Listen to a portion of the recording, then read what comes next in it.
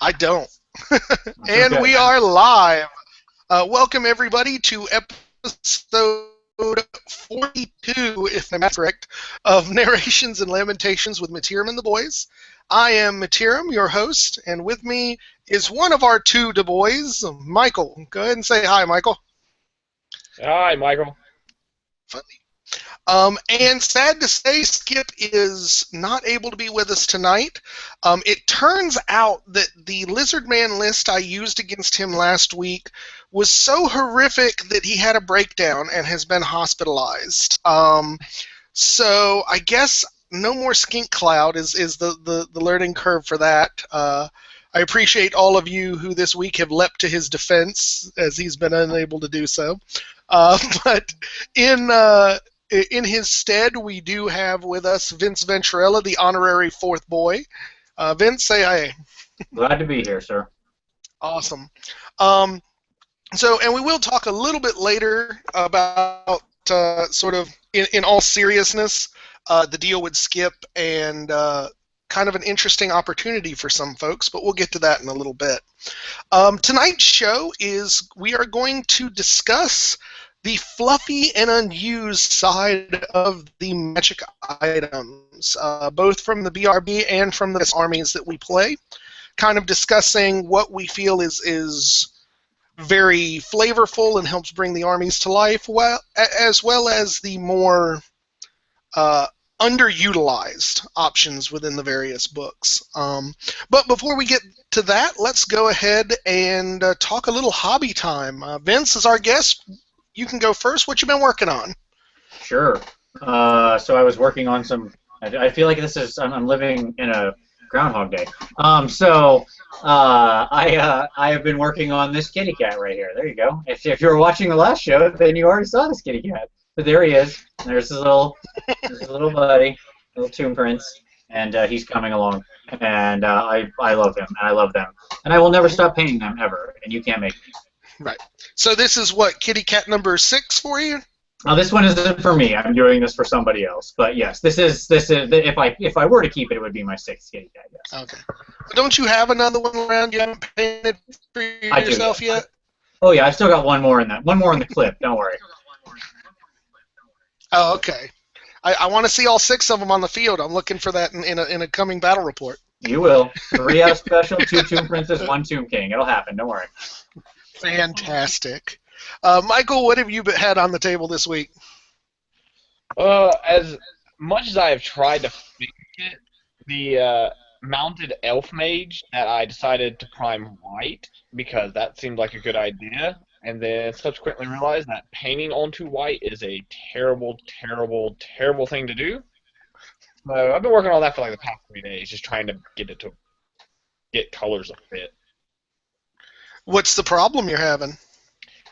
It's just like when you prime black, whatever color you put on it, basically that color coats it. But when you prime white, white shows through so much more. So every take you're like, oh, I can see that very well. It certainly is a less forgiving priming color. I'll certainly agree with you on that. My general way of dealing with it is opposite of, I'm sure, what Vince will say. I just use really thick paint. Oh boy. I have so much to say about this. I don't want to derail your whole show. Stop priming in white or black unless you're doing zenithal highlighting. Go by neutral tones. Prime in bone or brown, and you'll find your coverage is much better with thinner paint. There you go. That's the quickest, dirtiest, simplest way I can do it. Okay, I'll do that. Yeah. I'm not even going to mention the fact that I never have thinned paint ever, but It makes my we'll brain get on to that. Me neither. You can't really tell. You've seen my models in person. Speaking of my models, what I have been working on this week, not so much painting at this point because I have finished all my skinks, but I did get my Father's Day present, which was a unit of Cold One Knights. So I have put those all together and they're primed and ready for painting. I'm doing them. The box comes with 8, so I'm doing 5 Cold One Knights as a unit, and then 3 characters on Cold Ones. And then I also got some old school metal temple guard from our bud Vince here. Yes, so that's going to indeed. be my next project. And I'll be experimenting with some nilic oxide. Hopefully that'll be a cool effect that I'll get off on them, but that's still a little ways away. And I do know what Skip has been working on. We'll go ahead and say that for the crew. He is still working on his tomb prints for the Tomb Kings that will be joining our narrative now that he has kicked the Dark Elves to the curb. So he wants a newly painted character to, I guess, kind of claim ownership over his his Tomb King army. So that's what he's been working on for a while. Those of you that are members of the PMP, I'm sure you've seen him posting up and getting as much information as he can from folks. So, that being the case, before we go on to our topic of the night, I wanted to talk a little bit very briefly about what is up with Skip and why he has disappeared. Seems like his employer has this silly notion that his work is more important than this show. We have been unable to debase them of that particular issue, and so Skip is not here. And furthermore, he is not going to be here an awful lot through the month of July. Specifically, not on the 8th, the 22nd, or the 29th. So rather than just do a show with just me and Michael or force poor Vince to come and be the fill-in boy all the time, we decided we want to actually open it up to the viewers. So here is the idea. It's going to be sort of a become an honorary boy contest. Anybody who would like to join us for the show and can make it on Wednesday nights at 9 p.m. Eastern Time to be live for the shows, submit an email to me at joshlmerritt@gmail.com what days you would be available, and we are going to let you pick the topic for the show. As long as it is at least tangentially related to either role-playing games or Warhammer, you will get to choose the topic in the agenda, and we will discuss what you want to discuss. So we'll hopefully get some interesting ideas, and Michael and I will pour through them, and we'll pick the ones that we like, and that will be our replacement Skip for a little while. So hopefully that sounds interesting to folks, or it's going to be an awful lot of just me and Michael for the month. And that's not something you want. Right. So... Well, apparently, like you guys were getting some crap. I don't know if you saw the comment about not contributing, which pissed Skip off, and he sent 2 really angry comments and then deleted them before I could tell him to calm down. I think it was from 2 weeks ago. Somebody made kind of a smarmy comment of like, "Oh, so it looks like you're having trouble getting anything out of your co-hosts," and that just set him off, which is funny. I mean, I guess I got set off this week about the whole being called a dirty, super competitive bastard. So you and those Comp Zero lists, man. I'm telling you, it's okay. Come to terms with your beardiness. It's fine. It's all right. I was potentially planning on having a press conference where we got out and I would confess to my beardiness and ask for forgiveness, but it was too funny an idea. There's no way I could have been able to do it straight-faced, which would have totally ruined the whole joke, so I decided to skip it. You're looking very contrite, Alicia, beside you the whole time. I can see it now. Yes, absolutely. I want to thank my lovely wife for standing by me in this time, and all I can say to those who have supported me is that I am deeply regretful for my actions and that I will strive to be better in the future. Absolutely. There you go. It's good. I feel like you just nailed it. Right. Okay. I managed to not laugh until the very end, so that was all right. Good. She is like staring at me, giving me dirty looks from the kitchen door.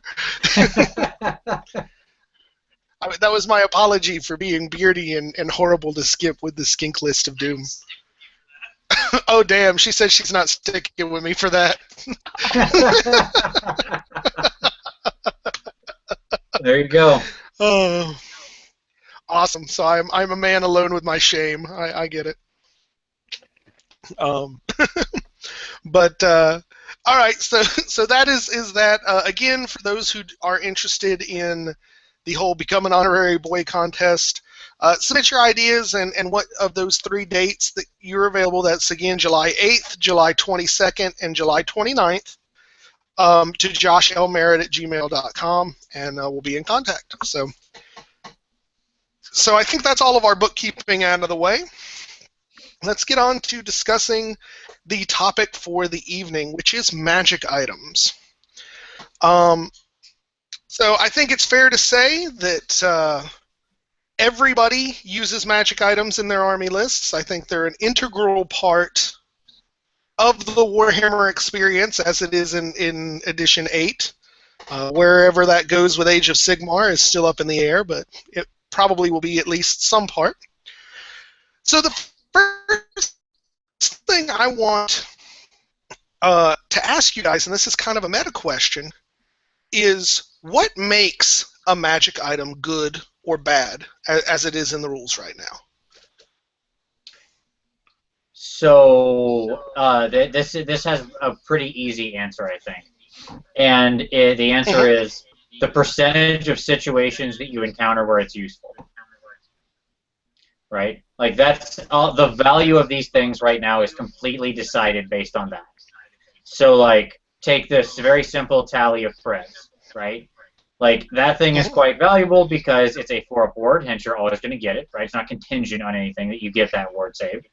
And it's a coin flip to ignore any wound. Most characters have a chance of taking wounds at some point in the game, so hence it is useful, right? I mean, that's I think the very simple calculation most people do, and I think that's pretty much how it's decided what's good and what's bad. And so basically, if the less it is useful, the worse it is. I would say the more situational it is, right? So like, Dragonbane gems are good too because even though you might go 2 games and never touch a flaming attack, it's only 5 points, and B, it's like bulletproof if you do run into flaming attacks, right? So it's very situational, but then the calculation is like the amount of situations you're going to run into it times its point cost times its effect, right? And that then calculates out some value. It's like we're Edward Norton in Fight Club here running the XYZ. If that doesn't work out, we don't do the recall and you don't take the magic item. I think is generally the case, right? Right. So do you feel, I mean, I guess to that point, do you feel that the, what's the word I want? I guess the magnitude of the effect, because certain like one-use magic items that can be very, very useful to get played, like the healing potion. It's a one-use item. It can basically heal your characters back up to full, but you never see it used. Yeah. I think it's easy to forget. It's sitting in a weird slot where there's other better things you can take out of that grouping, right? That's another thing. The like what grouping you're in is also probably in there. And it's just not that valuable in the end because oftentimes your character, it's easy for your character to just get pasted in one round, right? To not be in a situation where he can actually use the healing potion. So hence that number of situations where it applies falls. If it was just like something, let's reimagine the healing potion and say it was free. It's free to use, and whenever you would go to 0 wounds, you auto drink it and it resets you back to your full wound value. Okay, let's just imagine that's how it worked. And it cost the same it did now. I bet you'd see a lot more of those things on the table because you didn't effectively be doubling the wounds of the monster, right? Right. Barring killing blow. Of course, that's the problem. Is that you? Right. Of course, then the problem is that I think you would tip the other way, and it would be just an auto include. Yeah, which I think is a big problem with a lot of these magic items, right? It gets to the point where you're like, these things just become automatic. The spell scroll, like most people just consider it automatic. You're going to have a caddy, he's going to have a spell scroll. It's the kind of thing where I feel like I wish it was almost just baked in. Like, if you had a level 3 or 4 wizard, once a game, they could just choose to have a Dispel Scroll effect, and we just got rid of the Dispel Scroll as a magic item. And dwarves can have a rune that does the same thing still, or whatever, or their rune lords or rune smiths or whatever can do the same thing. They don't need to spend points on a rune. They just do it. Like the dwarven rune guy just knows how to write a rune for free that does that thing. Whatever. Right. So what do you think, Michael? Is that a pretty fair estimate of how we're going to sort of operate off of power level for Magic? Yeah, Magic items? That's definitely accurate in what makes items useful. Okay. So with that as our basis, we will use that as our operating definition of power, or lack thereof. In the BRB, what do you guys feel is the most powerful Magic item in the base book? That's a tough call. I mean, the Dispel Scroll. Yeah, I mean, that's the easy answer. But let's move past that since it's also kind of a dumb answer. I think the next two, in my mind, are probably the Tally of Prez and the Flaming Banner. They're the next two things you see included in most lists. Yeah. Mm-hmm. What about you, Michael? Any different thoughts? I agree with the Talisman. I'd also say the Armor of Destiny. Yeah, I mean, basically the same effect. Just but it's for dudes who can wear metal pants. Right, exactly. My Lord General who's got a 4-up ward and heavy armor, and here's my mage with a 4-up ward. Right. Mm-hmm. Well, I'll go a little different. I mean, maybe not necessarily on the same level of power, but just in terms of kind of using that operating definition of the number of times it comes into effect. Excuse me. The Iron Curse icon, I think it's very powerful. With the presence of just war machines, I mean, being able to just sit that in your big unit and get additional protection from some of the most difficult to protect stuff in your cannons, your organ guns, that sort of thing, I think is huge. And number two, and this is another one I think you see everywhere, is the Charm Shield. Yeah. That 2-up just, no, that didn't hit me is a huge effect. Yeah, I would definitely give it to the Charm Shield. A complete agreement there. My only thought with the Iron Curse is it's hard for the Iron Curse to protect what it really wants to. It's a T-shirt save, but it's hard for it to actually protect the things you want to protect against war machines. Like, if you want to plow a cannon through my 50 block of infantry, knock yourself out all day. I don't care about a 6-up. Like, you want to peel 3 halberdiers out, go ahead. If that's what you feel is a worthwhile cannon shot. Right. But, like, sure, against organ guns and stuff like that, but it's not going to save enough if an organ gun or a Hellblaster lays into your unit. What I really want to protect are my giant monsters, and I can't. They won't pick the thing up. I'm trying to shove it in that giant's hands, but he just won't take the darn thing. So, here is where I'm going with this, because I know the folks who read what this is about will probably be very confused as to why we're discussing the most powerful items, but there is some method to this madness. I would posit that there is one vein that runs through every one of the items that we just listed, and that is that it is boring as shit. Every one of these magic items is nothing but a static number, a static effect, and it really has very little in the way of fluff or flavor to it. Is that? I don't think that's a difficult pill to swallow, eh? Agreed. Yeah, I mean they are what they are, right? They're simple mechanical benefits. I would also point out the other slight thing is that everything we said is defensive in nature. It's all blue counterspell effects that say no to what you're trying to do, right? I ward save your wound, I charm shield your hit, I dispel scroll your spell. It's all saying no. And defensive stuff tends to be more highly valued because, like, if my stuff stays alive to execute my plan, I will win. I brought an offensive plan to win. If you demolish my toys, I can't bring that offensive plan to bear. So hence defense has a higher value than offense. Absolutely. So that being said, this kind of leads us to, I guess, the central theme for this is that I would posit that the items that are fluffy, or for lack of a better word, very characterful, are in the game at this point, by their very definition, weaker than your more generic items. Because I think fundamentally, giving something that is fluffy, you are going to limit the number of times that it becomes of great effect.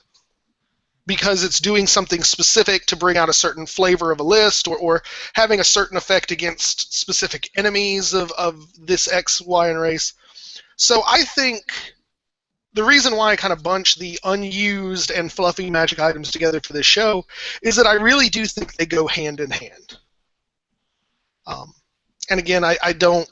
I mean, if either of you two disagree with me, please say something. No, I agree. It has to be a pretty good item. So, like, here's an easy one to point at that is both flavorful, but also so good that it makes it. That's the Doom Rocket. Right. Right. I got Doom Rocket. It's hilariously fluffy. Like, it's a giant, stupid rocket that some guy fires off and could land on his own head, and it's hilarious. But it's also a nuclear bomb you're setting off on the enemy unit, right? So it's like it's a 30-point large 5-blade strength 5 template that's generally pretty easy to get around where you want. Mm-hmm. So, that being the case, we'll now that we have followed my strangely circuitous logic to get to the discussion point, I'll ask you guys another question about the BRB, and we'll get into the Army books here in a minute, but what do you guys think is the fluffiest magic item in the BRB? Frog Scroll. Frog Scroll? Frog Scroll. I mean, you're turning a vampire lord into a frog. I don't think there's a better thing in the universe than that. Yeah. Mm-hmm. Michael, you got a different one? I don't know how fluffy it is, but the one I've always liked and the one I've always wanted to use just because it's one of those stupid banners that's never used is a Scarecrow banner.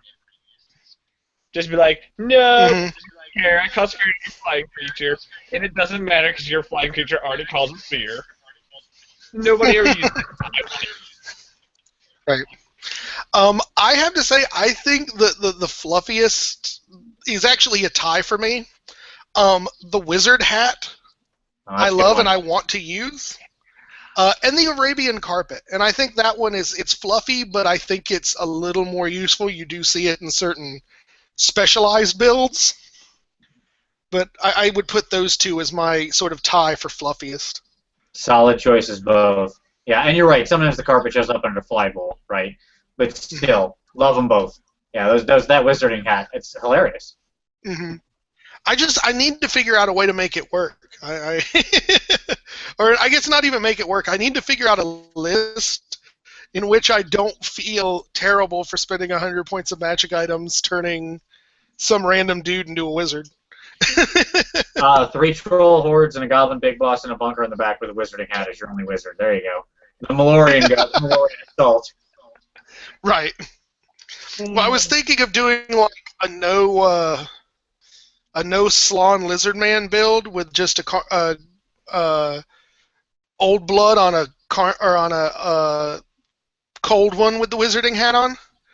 He can already get a pretty good armor save from just negative stuff, and he's stupid already, so that's just free magic right there. It's a good point. Good point. And they're tough. Yeah, I love it. I also like to try to imagine that idiot casting spells. Like, that just seems absolutely fantastic because, like, Stories are famously pretty stupid. So I would like to. I'm picturing him intoning the magic in my head, and it's funny to hear his voice say the magic words. Right. Of course, with my luck, it would be a terrible lore. I'd get like Lore of Fire and just be screwed. So let's go ahead and expand this out a little bit. I think we all play pretty different armies. So here's the next question I want to ask for each of your armies, and I guess we can do one at a time and kind of go around and around. What do you think the fluffiest magic item in your army is? And Vince, if you'd like to just pick one of your armies and start off with it. Be my guest. Sure. I will pick my Tomb Kings first. And my choice is the Destroyer of Eternities, which is a giant, for those people who don't know what it is a giant 85-point magic weapon. And it's like this big BA sword that gives the wielder +2 strength and heroic killing blow, and it's this ancient Nehekaran relic. And it can like only be wielded by a Tomb King on foot, which is why you never see it, because it's like a very specific. You can't put him on anything else. You can't be in a chair. He's got to be this guy on foot walking across with this giant beat stick, and he can have nothing else. And it can like do this big sweeping attack thing. Like the picture actually shows him sweeping it across, where it just hits automatically, or yeah, I think it automatically hits like everybody in base with him or whatever. It's just fun. It's cool. It got used in the Nagash end story when Prince Abafa stole it and tried to kill Nagash with it. It's an awesome legacy item that speaks to like the powerful magical history of Nehekara. I just think it's a sweet, sweet item. Excellent choice. Michael, what's your first army and your vote? Let's go dwarves. I know the best of all. The most fluffy, or my favorite one that has fluff to it is the magnificent armor of Borg Beetlebrow, who basically went, you know what? I want to marry the king's daughter. So to do so, I've got to do something epic. I want to build me a set of armor.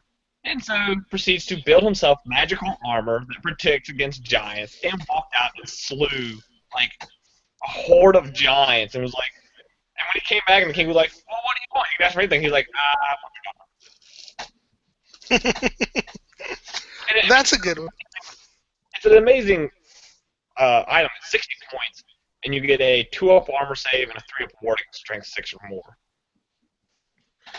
Yeah, I mean, that one may very well kind of cross our line of fluff equals bad, but that's a good one. I do have to say, I think my favorite fluffy one out of the dwarves is the rune that gives the dwarf 1 impact hit. Oh, yeah. Just because... It's just because I totally see the dwarf with that rune just like walking up and like bellying up to somebody and knocking them back. Oh, I see that as a headbutt. That's a charging headbutt. Like right at the... If they put their heads down, they're right at a very sensitive level where you don't want to take an impact hit.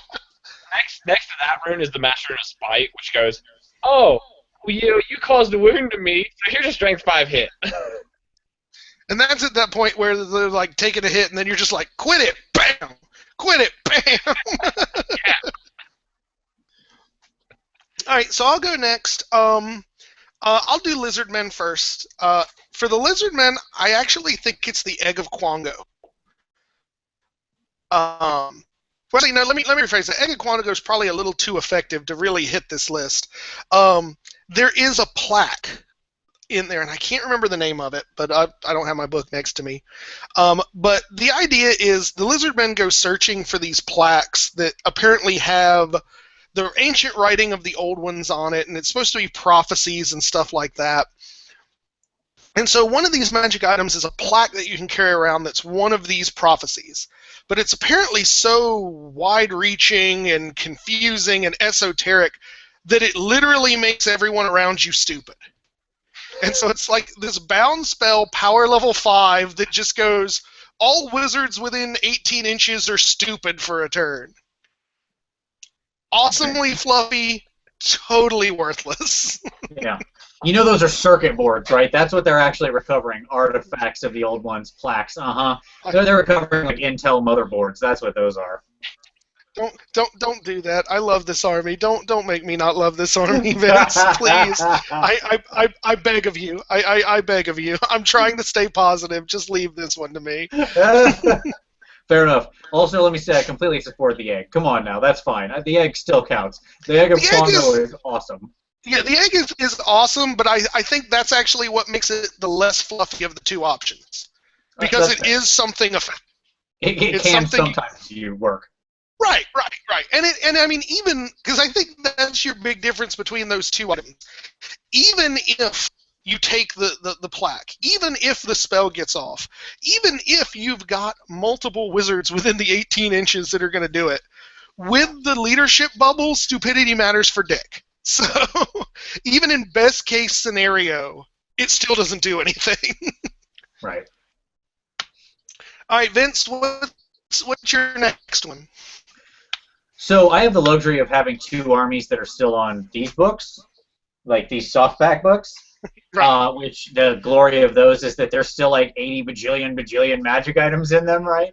Mm-hmm. And so my favorite out of the Skaven book, and there is a lot to choose from, by the way, that are fluffy. Like Skaven manufacture fluff like it's going out of style.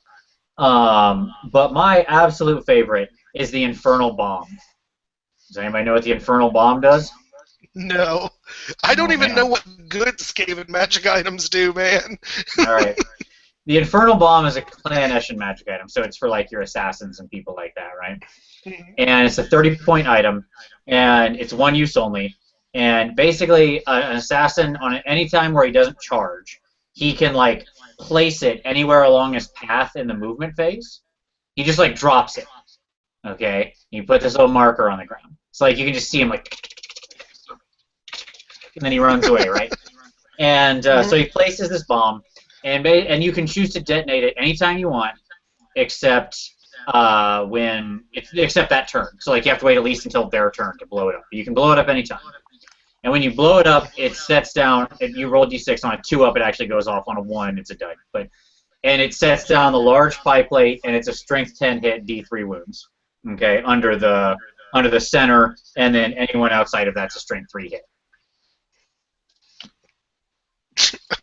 So it's basically a stone thrower rock he keeps in his pocket. Yes, Yeah. It is C4. Like, he's planting C4. Like, make no mistake. Like, strength 10, D3 wounds in the center, and strength 3 around it. He is priming up some C4, and then just you can see him with a remote detonator, just like, boop. What? See, I want to play against that. That sounds cool as shit. Isn't that awesome? I want that. Yeah, it's totally awesome. I will succeed that day. You have that is fluffy as shit. All right, Michael, what's next for you? High elves or beastmen? We'll do high elves. Mm-hmm. And don't talk about the banner of bullshit because we're going to get to that in a minute. The armor of Kalidor, which is the single, like, out of all their magic items, which are, so they have use. This is the one item that has no use. It gives you 2-up armor and a 6-up ward.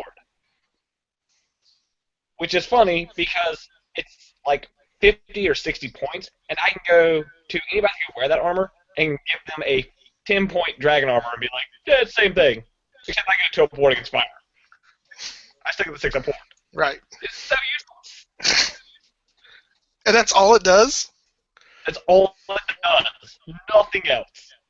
See, that's what blows my mind about that army book. This is the same army book that gives you a damn shield that gives you a 4-up permanent parry save. And then they present that bullshit like magic armor. Yeah, it's like, there's cheaper armor that gives me a 4-up ward. Why would I ever buy that? It's really a shame it's named after like one of the coolest guys in High Elven myth too. Like Kalidor Dragon Tamer, sweet. Yeah, that's the killer part though, is the fact that it's not even his armor. They've just pieced together armor from heroes, and they're calling it armor. I was like, no, you can piece it together and call it that. That is dumb. All right, so I'm going to go. My next one is going to be ogres. And this is actually one that's, I think it's very fluffy, but its useful or uselessness depends entirely upon the group you play with. And it's the rock eye. And the whole idea behind this thing is that it's a special shiny rock that the Slaughtermaster has found, and he has ripped out his own eye and replaced it with this special shiny rock. And this somehow allows him to see magical emanations and people hiding from him. So basically what it lets you do is that you pick, each turn you can pick one unit that's within the line of sight of the Slaughtermaster that has it. They have to reveal all of the magic items that exist within that unit and any hidden characters like assassins, fanatics, stuff like that. And it's very fluffy and very cool. And completely useless if you play in an open list environment. Right. I mean, in our group, I've used it several times, though most of the time I forget to actually use it. But it's one of those things that could be kind of interesting, but in the environment that most people play in, it's absolutely worthless. Yeah, that's interesting. And I mean, even in most friendly games, often there's a lot of just like open listing, and or you can just read it, even if it is closed list. Like, oh, really? You got 20 night goblins on the table, and that's a block? Right. Wonder if there could be some fanatics in there. You know what I mean? Like, I guess you could double bluff them if it didn't have that. Like, yeah, sure, I've got fanatics, and you don't. It's just 20 worthless night goblins. Right. So, Vince, what's your next one? I'll go to Britonia next. Okay. And again, Britonia has this, like, not only does it have, like, all the magic items, you know, because it's an older book, but it's also got, like, all of this, like, medieval knight flavor and fluff. So, like, I'm going to pick one, but please understand that there's honestly, like, 10 in here, which probably all bang at the same level of sort of awesomeness, okay? But my personal favorite, and which actually does have some use, so this might be kind of Egg of Quango-ish, because it might be kind of at that point, but that is the Falcon Horn. The Falcon Horn of Fredeman. So it's this, like, legendary hunting horn, right, by this Grail champion Duke. And, like, you blow it, and flying creatures can't fly. And I love the idea of it that it's like, and, like, even dragons are like, oh, we ain't going up in the air. Like, oh, it's like somebody, the hunt is on. And, like, even this ancient dragon, that's all it is. It's just pure fear is keeping them out of the sky. It's not like a storm or anything like that. It's just, no, you blew this really scary horn. And that ancient star dragon's like, no, I ain't going up there. Forget that. We're staying on the ground, brother. We're going to hop this one this turn. Yeah, that was pretty awesome. Yeah. That is All amazing. right, Michael, what you got? My personal favorite from the Beastmen is the Man-Bane standard, and it's basically they found a dude. They didn't like that dude, so they took all his skin and they put it up on a banner, and now everybody that sees it takes -1 leadership. It's one of those like, oh yeah, you're gonna have a bad day. We're just gonna tell you that. We're gonna put you on this pole, and you're gonna scare your friends. I'll give you that. That's very very fluffy. Though I gotta say, I mean, a -1. What's the range on it? That could actually be decent. I think it's only 6 inches. Oh. Like it really only matters when you're in combat with it because they look up and they're like, oh dude, that's Fred. No. That's Fred. All right, my next one I'm going to pick is from the Warriors of Chaos, and it's the Chalice of Chaos. It's basically the cup. Now, I've never actually gotten it to work because I always poison myself when I drink it. But it's a little point cost thing, and basically you can put it on any of the characters. I think they have to have the Chaos Champion ability where they roll on the table. But you drink it, and it could turn you into a Demon Prince. It could poison you. It could do some other random stuff. But I think the thing that it puts it on that list of fluffy as opposed to effective is just most folks stay away from the random effects that could potentially kill your character. Just a guess as to why that one would be down there. Yeah, it's a real cost-benefit analysis killer right there. Yeah. All right, Vince. My turn, huh? Mm-hmm. Okay. I will go to Demons, and I will pick an item that I think is totally awesome for what it lets you do, with the caveat that like, assuming it's used in a non-stupid way, and I'll say what that stupid way is. So the thing I love out of the Demons book is the portal. That's like the summoning portal where the units in reserve and you can put them out there and they get summoned in and stuff. whatever, because it's very like it is very demonic. Like that's perfectly fluffy. Demons in the stories, demons are always like teleporting into the world, or a rift is opening, right, and they're walking into the world. They're not like actually. So this portal lets you actually like play it the sort of correct way, as it were, Hmm. the way the demon should work. The only reason I'll ding it slightly is because I know that like I've seen real garbage plays with it. This happened to Paul in a tournament where somebody took a giant unit with like a character or something and held them in reserve and then just never used the portal to bring them back on, so that those points could never be gotten. And like they would in games where they wanted to push a draw, they would leave that very valuable unit out. You see what I'm saying? Hmm. To like force a draw in a tournament. So that's beardy. Come on now, don't do that. That's silly. That's silliness. You better Uh, not mention stuff like that to me, Vince. You know how crazy I am about right, these yes. beardy lists. It's going to be on your table next week. It Um, is. I think it's like very hard tournament rules. So 20 O's all over the place. Right. But the idea of the thing to me is really awesome. I love the idea of being able to summon, demons directly onto the board. I think that's cool. That's how demons should show up. They get summoned. So I'm actually going to follow you up with demons and talk about my favorite fluffy item. And it's, what is it, the Stone of Eternity, something like that, where it's the one that you drop and it starts summoning demonic terrain. Oh yeah. Like it's awesome. It's apparently like a stone from Zinch's castle, Right. and you like basically you set it down on the ground and it turns into a wall, and then each turn it could either grow into another wall segment or just random demonic horrors can like start popping up and spawn. And I think that's super fluffy, but again, it's something you never see. Right. That is a super cool idea. I love that concept. Yeah, that like the Palace of Zinj constantly changing, and just like even some tiny fragment of it just warps reality around it. That's sweet. All right, so it's just going to be back and forth to me and you until we finish our armies, because Michael doesn't have more than 3. Okay. What you got next? Well, I think I've touched every one of my. Well, I guess I've got the Wood Elves, but I don't like any of their items except for the Tree Singing Staff. There you go. I'll pick that one. That's fair.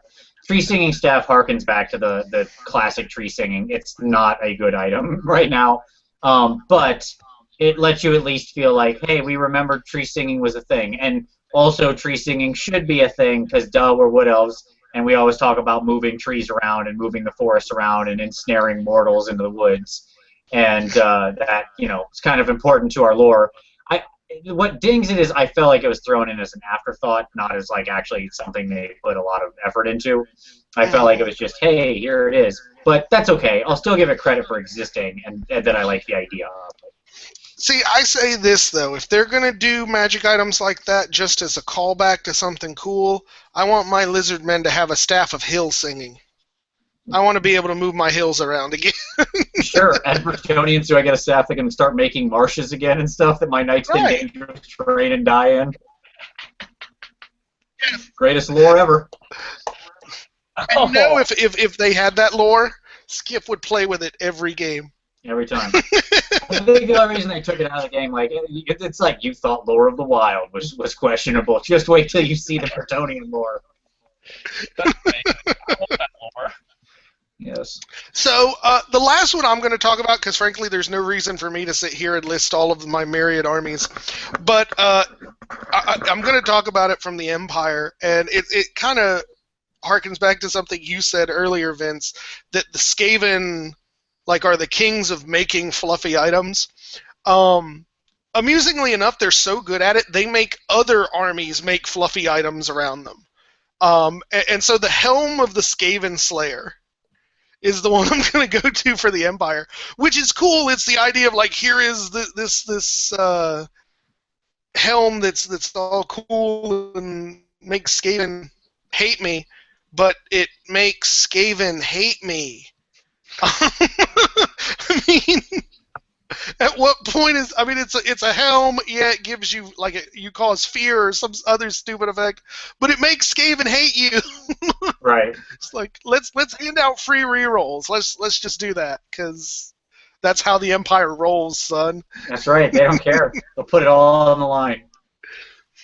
And that's By one final note, if I could do one quick call out yeah, to another item that was in an army, go and that ahead. is just to the Tomb Kings and the banner that lets you entomb stuff beneath the sands. It's so close to being actually worthwhile as it is now, even with the FAQ. It's pretty worthless because Entomb Beneath the Sands is terrible. But as a fluffy thing, man, that is so cool. The idea of like the undead surfacing from beneath the desert sands, right? I mean, let's face it. When you're playing Tomb Kings, that's an image in your mind. I mean, it's so cool. All right. So here is sort of the last hurrah for our army books to discuss. Is there a good fluffy item from any of your army books? Yes. The Tomb Kings book has a scroll called the Nehekaraps or whatever, Scroll of Mighty Incantations. So it's the big potent Lich Priest, and it's got it's like, an ancient scroll, which, one, harkens to the classic fluff of the original Tomb Kings. When they didn't have magic, they cast everything off of scrolls. So again, it's like deep in the lore of what the Tomb Kings are before they had real casters. And two, it's actually quite useful because it basically rips out it grants you a number of extra power dice on the cast of a spell equal to your level. So, and it's like a 50-point item. So if you're a level 4 caster, you can spend yourself down to 1 die, and then all of a sudden rip out a 5-dice spell very easily. And I have won games on the back of that thing several times. That's cool. All right, Michael, any of your armies have a fluffy but excellent item? I'm trying to think of any. You come back to me. I'm still thinking of any that. Okay. Well, when I think about fluffy but good, there is only one answer to that, and it comes from my beloved fatties, the Hellheart. I know most people may be like, what the hell are you talking about? It's just busted or whatever. But most of the people who don't understand that have never actually read the fluff about what is actually happening on the battlefield when the Hellheart is used. It's not some magic item that's invoked or anything like that. It is the literal heart of a chaos sorcerer. And if you read the fluff, the Slaughtermaster eats it, and it gives him violent magical indigestion, so that when he burps, it gives this caustic cloud of anti-magic that just shoots out all over the place, and that's what's causing the wizards to miscast. It's they're being sickened by this chaos burp, and that it screams ogre fluff to me. And arguably is one of the 2 best magic items in their book. That's fair. It also tells me that to defeat ogres, you just need to sneak some Tums into the Slaughtermaster soup before the fight. Them and trolls, that would really screw both groups up. Absolutely. Here's a little antacid. Yeah, let's get out of here. They try to vomit. It's just a little spit. Like, that didn't hurt. Haha! Tums wins again! All right, Michael, back to you. Yeah, the one I always like imagining work on the field is the Rune of Might. Because dwarves are always depicted fighting something that is horrifically 3 billion times taller than them, disfigured and nasty and chaos infused. And the idea that he's walking up with this weapon is like, yeah, this makes me a badass. And trying to fight them with that is just, it's a beautiful sight. All right. So, last army-specific thing I want to talk about is the Banner of Bullshit from the High Elves. Wow, this gets its own section. And, all right. Say what? I said this gets its own section. It does, because it bothers me in some ways, and we need to discuss it. Okay. I'm ready. Because I don't think it would be too far to say that it may very well be the most powerful item in the game right now. I think that can be, at least for the purposes of our discussion, agreed upon. And I'll be damned if I can figure out what the fluff behind it is. Or I guess more to the point of how the fluff behind it makes the power level it has okay. So I'm putting it to you two to explain this one to me. Uh, um, You play High Elves? it shouldn't, but it does. Yeah, I mean, I don't know. The World Dragon's a thing, right? That's, I guess, a thing. I don't Well, know. I had never heard reference to the World Dragon before this moment. Is that a thing in High Elf lore? Is there like a dragon sleeping in the center of the world that's going to wake up and crack the world like an egg? Is the world resting on a dragon? Does the dragon connect all the planes? I'm just trying to get at what the World Dragon is. Is it just like see, a that's my whole point. It's like they could have, if they wanted this uber powerful thing, they could have connected it to any number of existing high elvish deities. But then they pop this world dragon up, and I'm like, I'm lost. I got no freaking idea.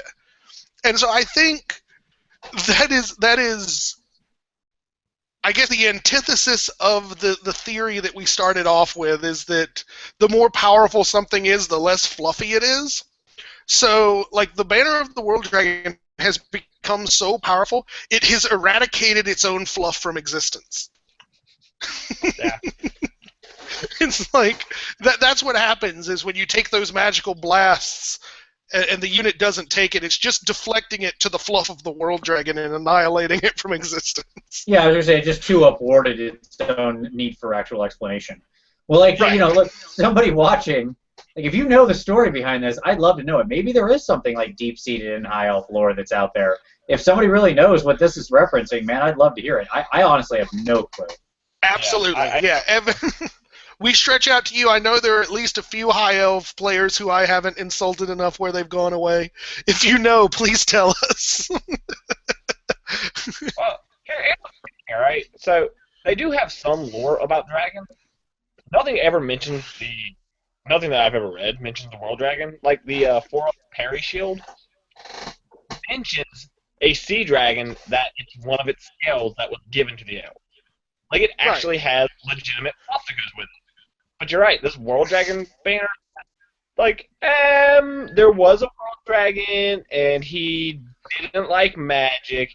He was kind of pals with the dwarves, but we're not going to give that kind of thing to the dwarves because, screw them.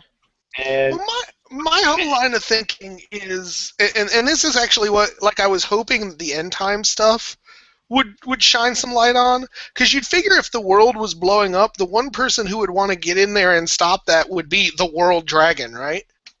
Apparently not. that's an elf character, and therefore does not get involved in the world just because their own move. That's all right. He was probably just hanging out with Skarsnik after Gobla died, and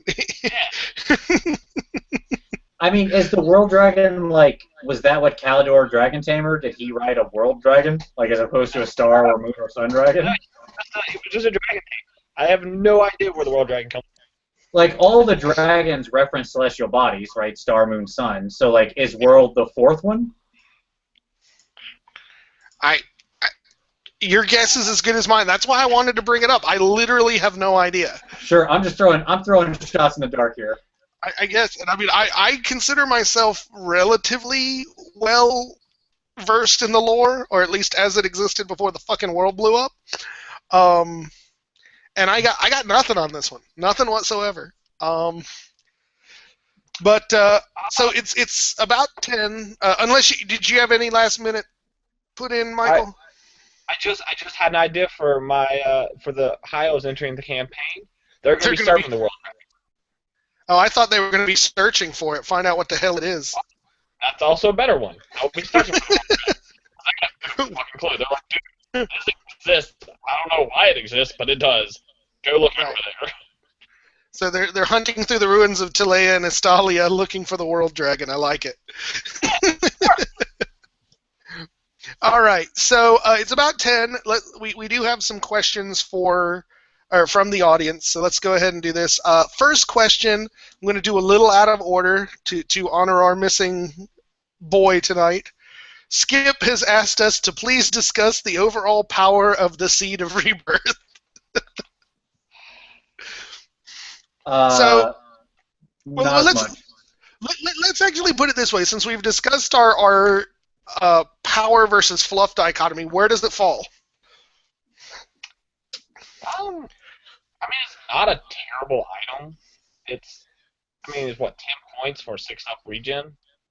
Mm-hmm. I mean, for the most part, how often do you see people running in at you with flaming attacks? Yeah. My issue with it is actually wholly fluff-based. Like, fine, it's a dumb t-shirt regen save, whatever, I agree. It's not like you're likely to get it negated by flaming. I agree with you, Michael. I think you're right. Like, it's going to work or not work as often as any 6-up piece of junk does. My issue with it is Rebirth? Like, that is not living up to its name. If I had a sword called, like, the Sword of the Destroyer of the Eternity of Man and the Bringer of the Apocalypse, and then it was like +1 strength, I'd be like, you're not really living up to that, you know? Like, I feel like there's Rebirth? Like, that's pretty good. Well, I think if you want to live up to that fluff, I think what it should do is do something like the what the hell is it called? This Hell Pit Abomination. If you die, you get this random chance to come back to life with 1 wound. Totally. It should be a D6 roll, right? And it should be like a rebirth, like I think reincarnation, I think 2nd edition table, reincarnation table, right? Stay with me. Yes. D6, okay? Like 1 to 2, nothing happens. 3 to 4, you come back as a warhound, and you get to go redirect, and you get the stats of like a chaos dog. 5 to 6, you come back with a D3 wounds. There you go. I would be in full support of this particular magic item. Let's make it happen, GW. That's but yeah, I absolutely agree. It's one of those weird magic items that is neither useful nor fluffy. So it's in kind of this weird nebulous middle area in our spectrum here. But okay. But I love that you love it, Skip. Yeah. Well, you know Skip, he's always got to attach himself to some god-awful piece of something in either a unit or a magic item. So. I think he does that specifically so he has something to blame when his armies don't work out. Sure. I'm waiting. As soon as the Ushabti hero shows up in the next edition, that guy's going to get equipped with a Seed of Rebirth faster than you can say... faster than you can say Nehekar, I'll tell you that. Yes. Wait, it should be against the law to put a Seed of Rebirth on something that's undead. Yeah. Rebuilding. How do you rebirth something that's dead? Well, no, what happens is it comes back, but it loses the undead keyword. So you've literally brought it back to life. Which would be pretty terrible. Yeah. Right. Yeah. Since it's also half built of stone. Right. It'd be the one thing in your army that could panic and flee off the board. Right. All right. So United Wargamer asks our next question. Which items from the Big Red Book and/or Army books sounds great fluff-wise, but fails game-wise, and you would still put it in your Army list anyway? I think we've touched a little on this, but I guess we'll flavor this is which one are you still including, even though we've talked about how garbage they are? Gotcha. That's a tough one. Because, like, generally, admittedly, like, I'll kind of play the split here. Let me say this. Warpstone armor. How about that? I like Warpstone armor in this Skaven thing. It's not actually that great, but it's cool. I mean, Skaven love Warpstone. Warpstone is sweet. The idea of building your armor out of plutonium seems pretty awesome to me. So I'll throw Warpstone armor on a character. I'm not afraid to. For me, it'll be the Warriors. I use the freaking Chalice of Chaos all the damn time. I don't often mention it in my battle reports, because even when I do use it, I poison myself, and it's never worked out right. But whenever I've got a few extra points to spend, I throw that bad boy in there in a heartbeat. Can you take both that and the Skull of Kadan or whatever it's called? I don't know. The I skull don't thing. think so. I think both enchanted items, or like I think they're both from the same group. So that's a shame because you could have two great ways to reduce your character to ash. yeah. For the record, I've used the skull more than a few times too, but you got to reserve that for something special like your general. Sure, absolutely. I've actually decided that that's what I'm going to start doing if I ever get tired of Kildrian in the current Warriors list. I'm just going to have him pick up the skull and go crazy with it for a little while and have it eventually eat him. So what about you, Michael? Which one of the garbage fluff items do you still use? It's not a magic item, but you see it in pretty much every time I have ever included Iron Breakers, and that's the Cinder Blast Bomb. Because there's just something about my dude walk on me like, grenade! And just hunks it, and somehow he hunks it out, and it's got a boomerang effect, so it comes flying back at him. Because most often I miss my and blow up my own guys. It's just, why? Yeah, just for the record, for anybody who's paying attention, Michael has actually hit more of his own dwarves with that Cinder Blast Bomb than he's hit any enemy. Yeah. It's impressive. I should just start throwing it and just move back and let them charge at me and just give a 2-turn effect. So it just comes back and lands where they're at. The problem is dwarves are so short you don't actually feel the wind. The jet streams up above you. You don't realize you're throwing into the wind. He's like, oh. Yeah. Nice. Okay. Next one is from Nicholas Belair. Nicholas says the 8th ed seemed to dial back on the army specific items. Too much? ? Do you think the okay, well, these are two separate questions. Let's deal with that. So I guess first is, do you feel like the 8th edition has dialed back too much on specific army magic items? Yes, but not by much. The two old books, honestly, there's too much junk in there. I'd like to see it up by about 25%. I'd like to see about 2 more items in each category. Mm-hmm. 1 to 2 more items. That's it. We don't need to go back to the world of 10 in every category. You know what I mean? Just give me 3 choices and I'd be happy. 3 to 4. Well, I think for me, it's not necessarily the whether the books have dialed it back, but it comes down to what you were talking about. The items in the BRB are your flat bonus items. And whenever you've got a situation in which those flat bonuses are just better than any of the fluffy items, you're never going to see the fluffy items. And so I don't think that there's necessarily a lacking of those items in the army books as they exist. It's just you never see them in battle reports because people are taking your generic Ogre Blade or your... I mean, yeah. So I think that's really the bigger issue than the cutback on magic items. Thoughts from you, Michael? I can't really say much. I played Dwarves High Elf and Beastmen. Beastmen are an old book just crammed full of random magic items that I love to look at because, most of them are useless, but there are some really good gems in there. And the High Elves have fucking gems. And then the Dwarves don't take anything from the Big Red Book. They just make their own shit. Mm-hmm. All right, so then number 2, his second question, which is I think tied into this, do you feel that the BRB magic items are often a crutch and are too generic?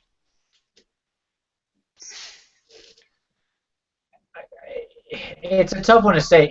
They need to be generic, right? Because they should be generically applicable to all armies. Mm-hmm. So I mean, almost by their nature, they have to be kind of generic in what they do.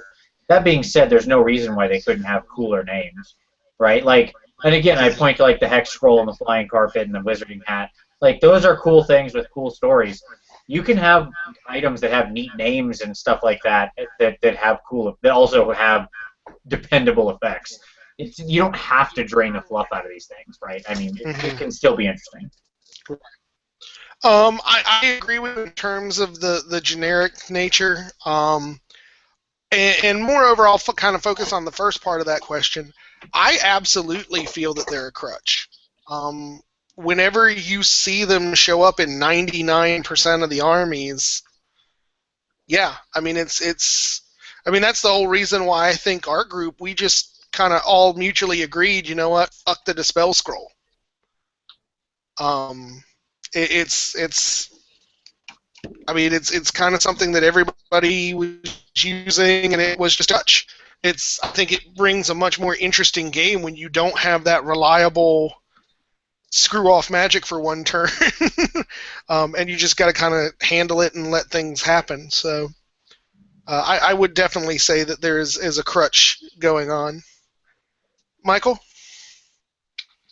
Yeah, no, it is definitely a crutch to look at. I mean, and not even that. You look at most army lists that you can take from the Big Red Book, and if you take from it, it's pretty much the same items every time.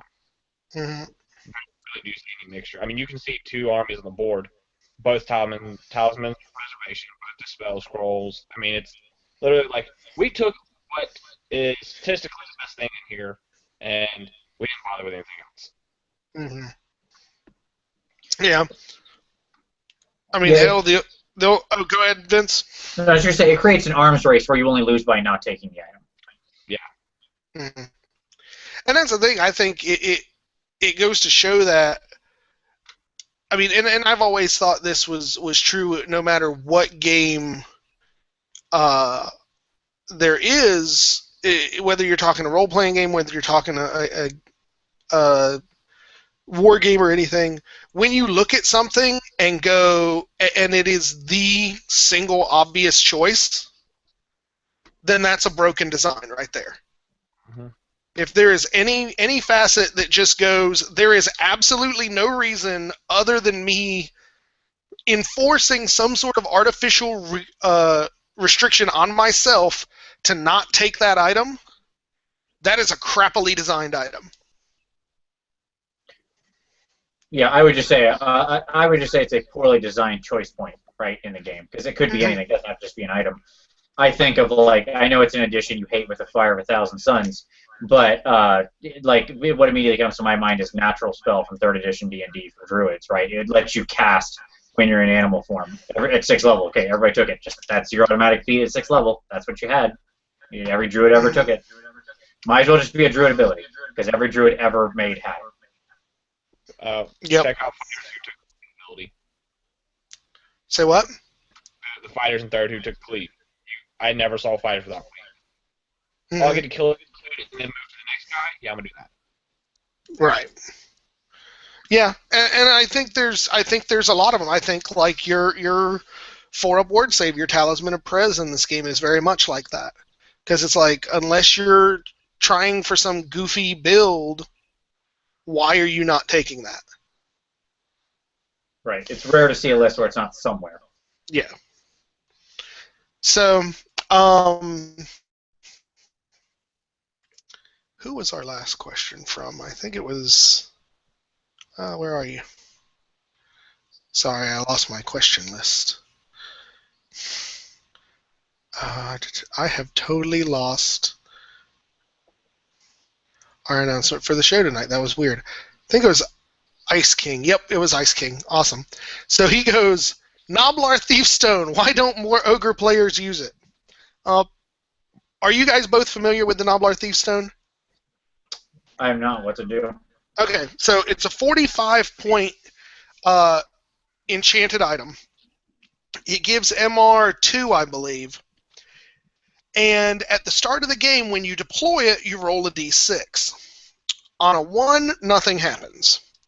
On 2 through 6, it has one of the other random magic items listed. Everything from like the 6-up ward item to the Talisman of Prez. And I think like the Ruby Ring is on there and that sort of thing. And if that is rolled, then it means the Noblars have found that item and brought it to your character.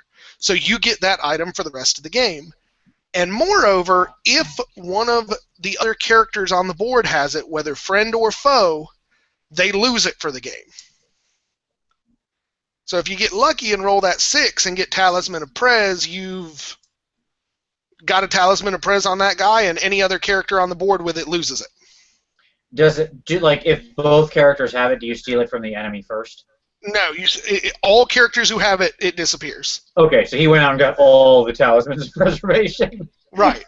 Very effective. Yeah, that's and frankly, I think that's where the key comes from as to why most players don't use it, because you have to be careful about using those items on that list, which are good, and particularly the Talisman of Prez, which may very well be the strongest item in the BRB. You run the risk of like stripping it from the character you really wanted. And it's weird to think of paying 45 points for the privilege of potentially screwing your own army over. Right. Yeah, if you only stole it from the enemy, then you could very sort of cleverly build around that or whatever, you know. But yeah, I think you're exactly right. That's why it's not used. But let me just say, that sounds awesome. It is. It's fun. And let me go ahead and say this. I've used it before. I use it.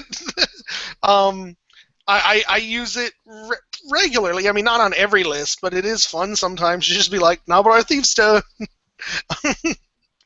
And I have actually swiped it. Like, I don't, with my ogres, I don't often actually take the Talisman of Prez.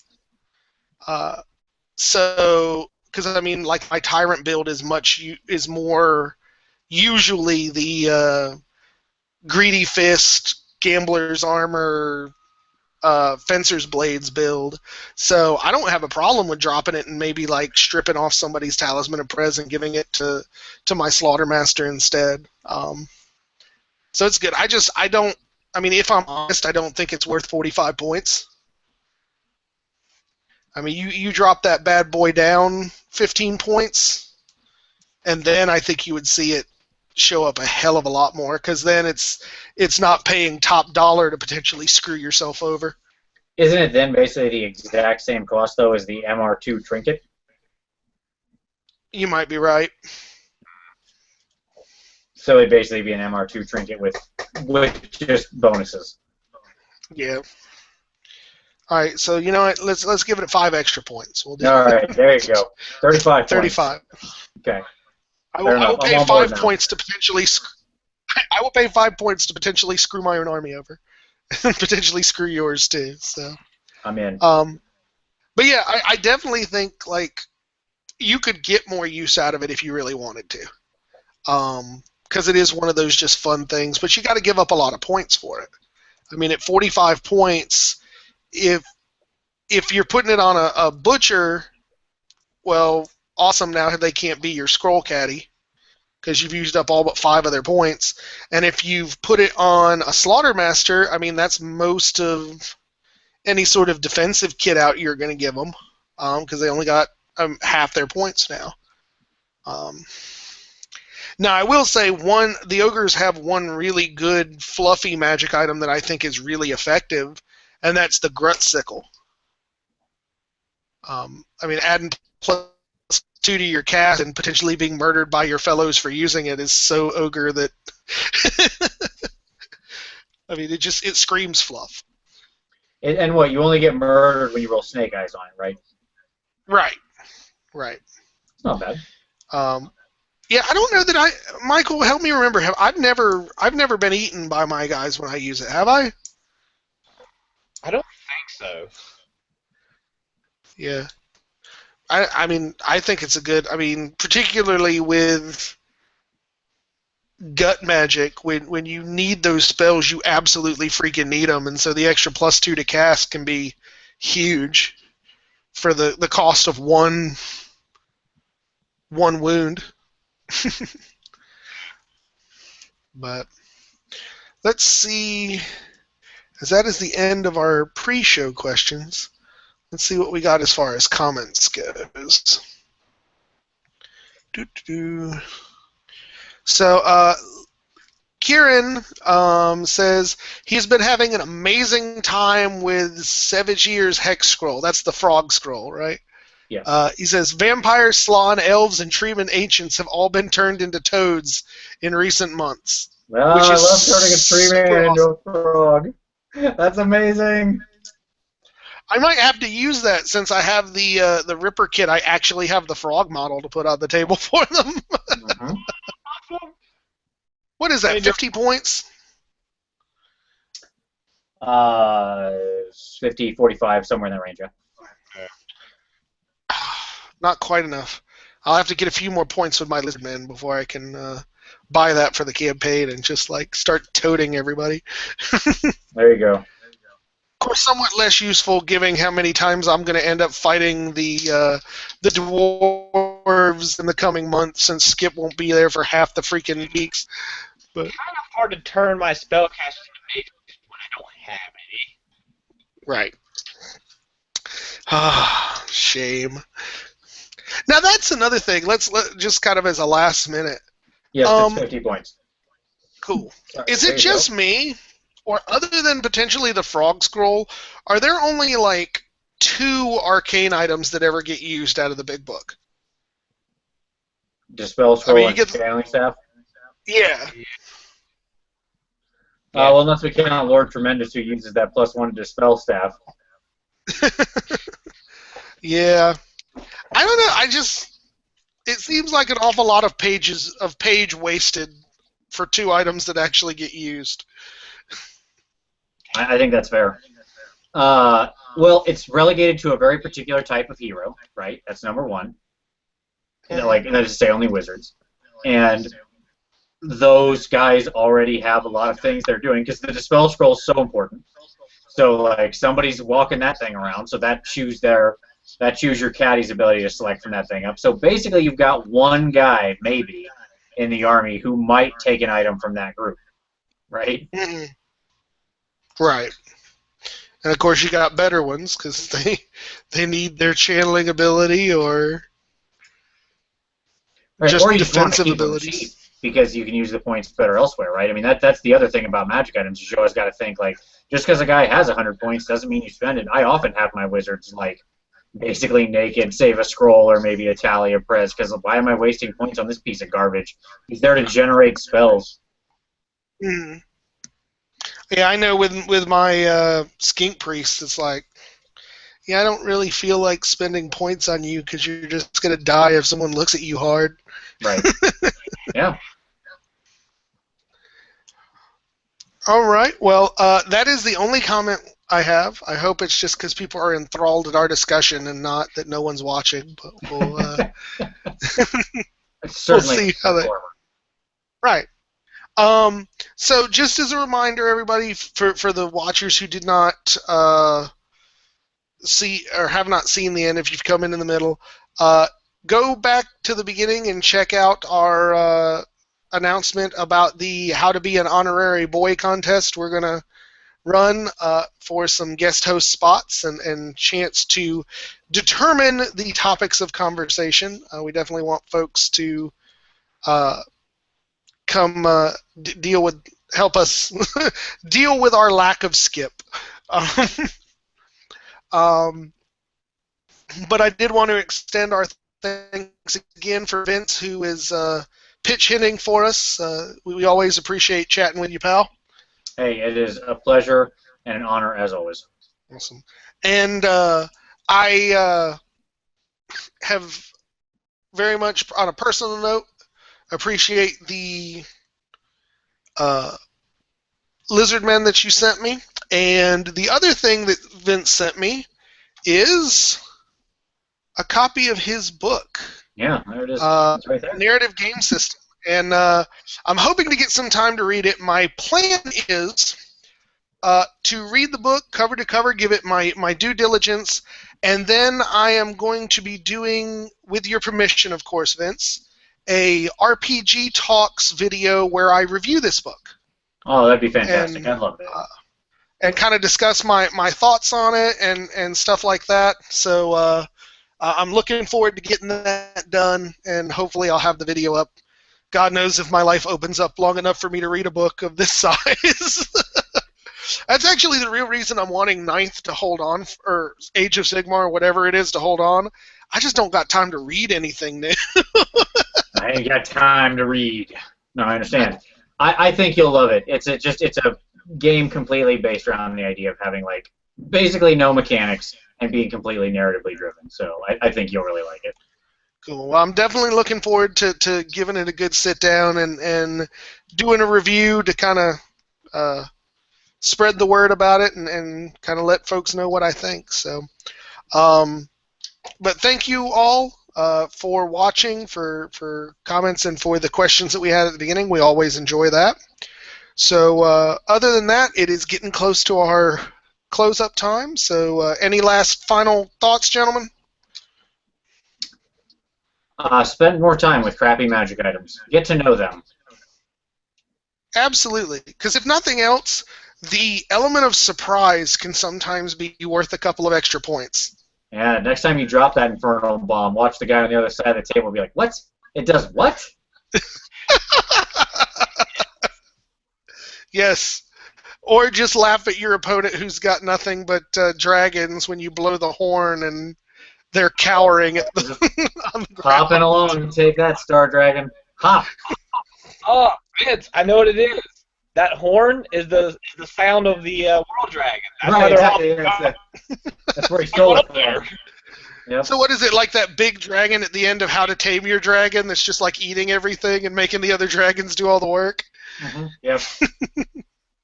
Exactly. Well, awesome. Now we have new fluff for that particular item. And please, again, anybody who is a High Elf player that knows what the fuck the World Dragon is, please leave it in the comments, because the three of us have no clue, and we would like to know the fluff behind that particular item. If it's I would going to be love that to. powerful, it at least needs a story behind it. All Well, right, the World well, Dragon was named Steve. He was a real nice guy, Steve the World Dragon. He was, you know. Yeah. you hear that, High Elf fans? Come up with the real story, or we will make one up. That's right. Be nice. Right. So, again, thanks, everybody, and we'll catch you guys all next week. Bye-bye.